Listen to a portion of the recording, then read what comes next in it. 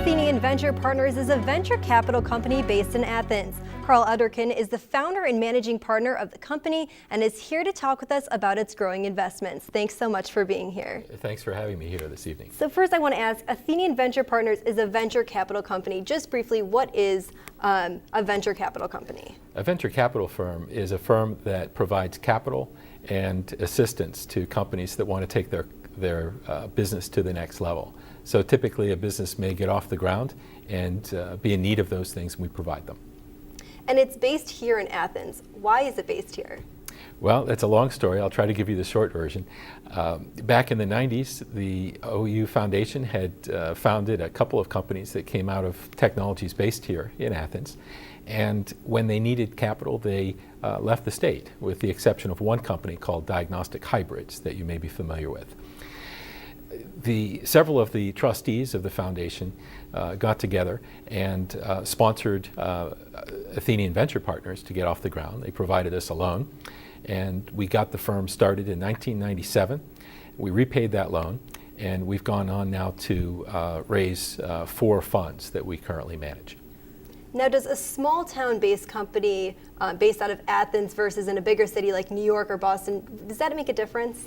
Well, philosophically, we've taken a different approach than a firm that might be located in Silicon Valley. Some of those firms can claim that they're never more than 2 hours from their portfolio companies. These are companies that they invest in. We have taken the approach that we would need to travel to be where the companies are. So we would go to where the opportunities are in Ohio and in other places.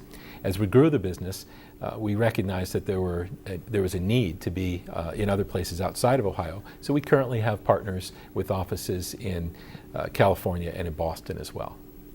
And how much money do you guys have invested right now? We currently have $105 million under management.